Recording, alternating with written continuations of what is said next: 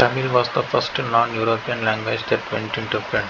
As early as in 1578, Tamil book Thambiran Vanakkam was published from Goa. In 1709, a full-fledged printing press had been established thanks to Ziegenberg in Trankevar. Tirukural was one of the earliest Tamil literary texts to be published in 1812. This led to the surgence of interest among the Tamil scholars in publishing more ancient classics around that period. In the 19th century, Tamil scholars Damodaran (1832 to 1901) and U. V. Swaminathan (1855 to 1942) spent their lifetime in the rediscovery of Tamil classics. C.W. Damodaran collected and edited different palm leaf manuscripts of Tamil. His editions included such texts as Solvapian, Veeracholyan, Irayanar Akapurul, Ilakkana Vilakkam, Kalitogai, and Shulamani. U. V. Swaminathan, a student of Meenakshi Sundaranath, took efforts to publish classical texts such as Sivaga Sindhamani, 1887, Pattupattu, 1889, Silappadigaram, 1892, Purananuru, 1894, Purapol Venba Malai, 1895, Manimegalai, 1898, Aingurunuru, 1903, and Paditru Pattu, 1904. The publication of these ancient literary texts created an awareness among the Tamil people around their historical tradition, language, literature, and religion. Modern Tamils found their social, culture, and cultural identity on the ancient Tamil classics, collectively called the Sangam literature. In 1816, F. W. Ellis, who founded the College of Fort St. George, formulated the theory that the South Indian languages belonged to a separate family which was unrelated to the Indo-Aryan family of languages. Robert Caldwell, 1814 to 1891, expanded this argument in a book titled A Comparative Grammar of the Dravidian or South Indian Family of Languages in 1856. He established the close affinity between the Dravidian languages in contrast with Sanskrit, and also established the antiquity of Tamil.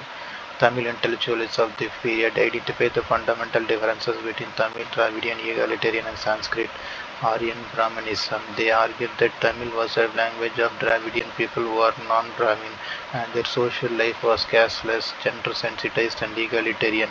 Tamil Renaissance contributed to the origin and growth of Dravidian consciousness in the Tamil country. These ideas are exemplified in the Tamil invocation song in the play Manomaniyam, written by P. Sundaranath. Ramalinga Adigal, popularly known as Vallalar, questioned the existing Hindu religious orthodoxy.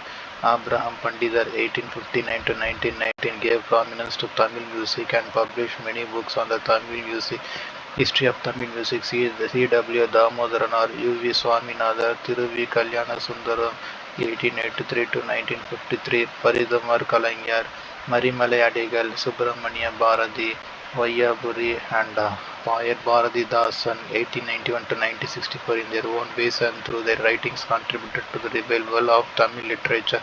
Meanwhile, M. Singaravelar, 1860 to 1946, an early pioneer in the Buddhist revival, promoted communism and socialism to counter the colonial power. Pandita Ayodhya Dasar, 1845 to 1914, and Periyar E. V. Ramaswamy, 1879 to 1973, held high the radical philosophy to reform the rights of the socially underprivileged and marginalized section of the people.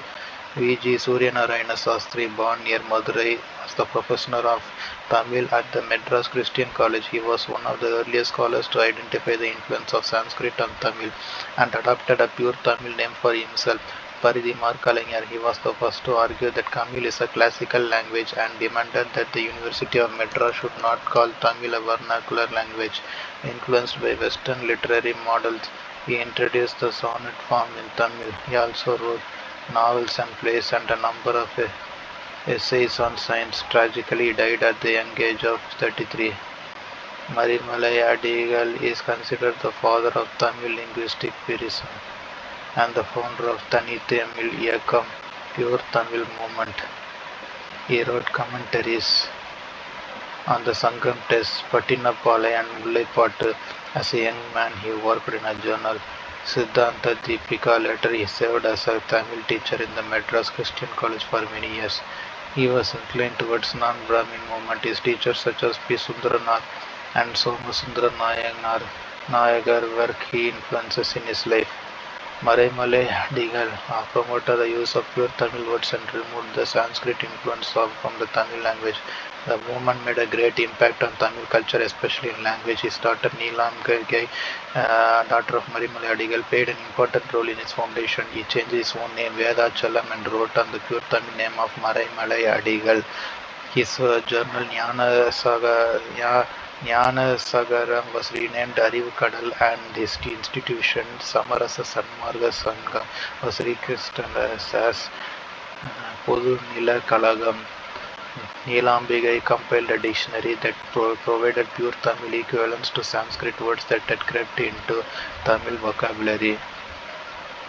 The Dravidian movement emerged as a defense of the non-Brahmins against the Brahmin dominance. An organization called the Madras Non-Brahmin Association was founded in 1909 to help the non-Brahmin students. In 1912, C. Natesnar, a medical doctor, founded the Madras United League, later renamed as Madras Dravidian Association to support Dravidian uplift. The organization focused on educating and supporting non-Brahmin graduates and conducting regular meetings to share their grievances. Natesnar founded hostel and the Dravidian home at Triplicate Madras in July 1916 to address the lack of hostels for the non-Brahmin students, which hindered their educational development.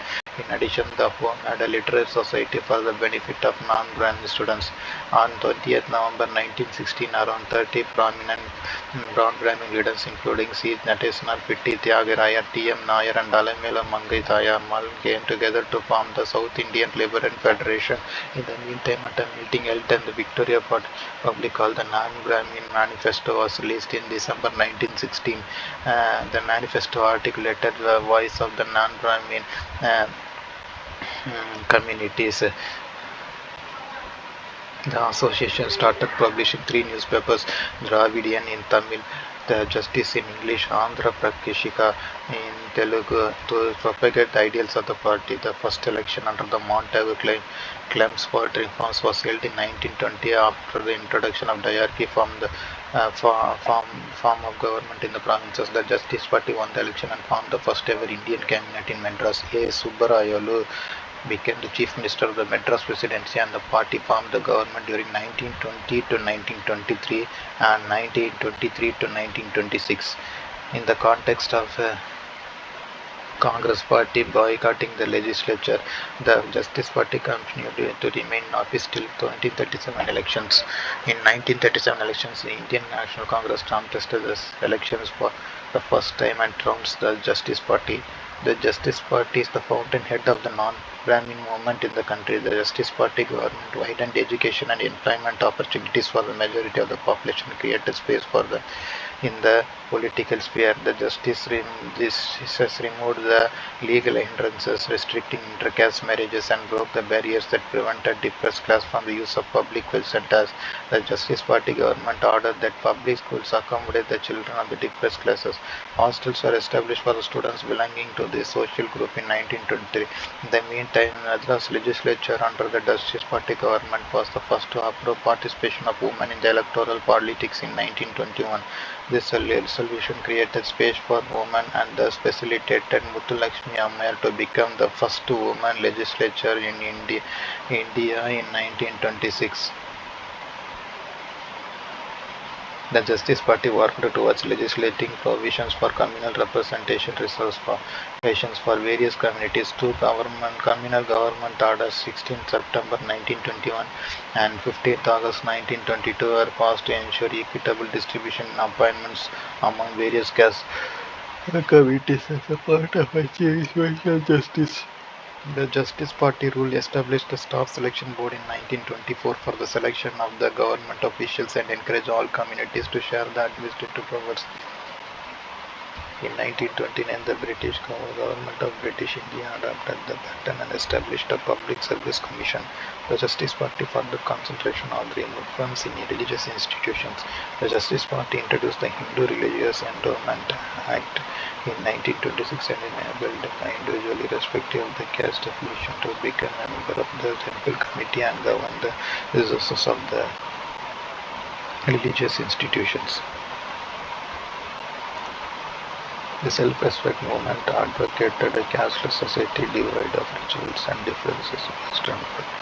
The movement declared rationality and self-respect as the birthright of all human beings, and held these are more important than self.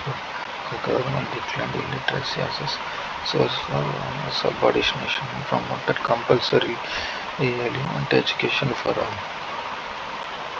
The self-movement championed not only the cause of the non-Hindus but also that of Muslims. Self-respect movement extolled the lofty principles of Islam such as equality and brotherhood. Periyar E.V. Ramaswamy was the founder of the self-respect movement. He was the son of a wealthy businessman. He wrote Venkatappa and Chinnathamma Thayammal